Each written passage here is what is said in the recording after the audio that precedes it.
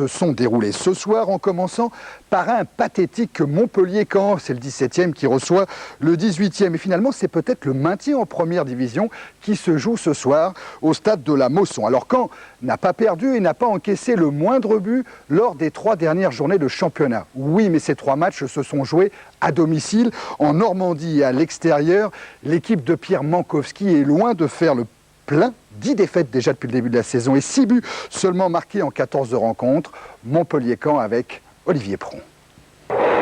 Passer un pacte avec l'espoir, une formule en forme de souhait pour Michel Mézy à l'entame de cette véritable rencontre à 6 points pour les deux formations.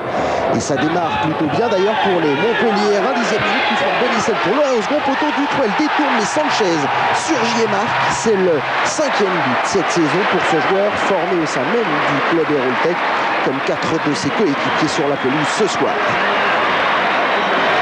Mais pour éviter que l'espoir ne change de côté, il faut continuer à pousser. Carotti en meneur l'a bien compris, 21e minute. Il tente sa chance des 22 mètres. La frappe détournée prend Dutreuil à la contre-pied et 2-0 pour les hommes de Michel Mézy.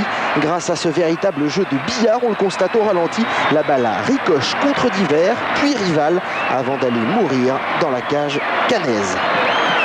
Divers, Rival, Dutreuil pris à contre-pied. La première réaction d'ailleurs des Normands maladroits puissonnés, elle n'intervient qu'à la demi-heure de jeu sur ce coup franc de 2 de banc, pleine barre. Allez, à la pause, on en reste là. Chanceux, Flucklinger. Petite surprise dès la reprise en revanche. Le premier mouvement est canet. Simba fait son numéro à l'entrée du rectangle et sa frappe surtout fusille Flucklinger dans un silence de cathédrale. 47e minute de jeu et en marquant pour la 10e fois de l'exercice 94-95, le Grand Amara permet à Caen de revenir à 2-1. Intéressant, d'autant qu'ensuite la partie s'équilibre. Et on attend de passer l'heure de jeu pour vibrer à nouveau avec la reprise de Lefebvre, bloqué par Dutreuil sur un centre en retrait de Carotti. Mais les hommes de Mankowski sont décidément revenus des vestiaires revigorés. 67e minute, Simba décalé tamé, seul aux 18 mètres, frappe enveloppée pour l'égalisation de l'ancien Lillois. La Mosson est abattue et l'espoir, peu à peu, change de camp. Tout est à refaire.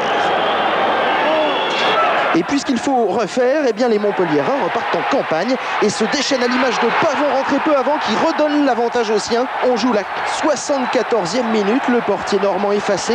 Il parvient à redresser son tir, Michel Pavon, pour marquer. Le COP Héroltais exulte, d'autant que cet avantage sera préservé jusqu'au terme de cette rencontre. Mézy voulait la victoire pour l'espoir. Il a eu en prime celle de la hargne de ses jeunes joueurs, de bon augure pour la suite. Le tout sous les yeux, on va le voir, de Michel Platini. Ah, c'est la 6e victoire à domicile pour Montpellier cette saison, un match où il y a eu pas mal de cartons. Et oui, ce sont des matchs importants. 7 cartons pour ce Montpellier-Caen. Alors,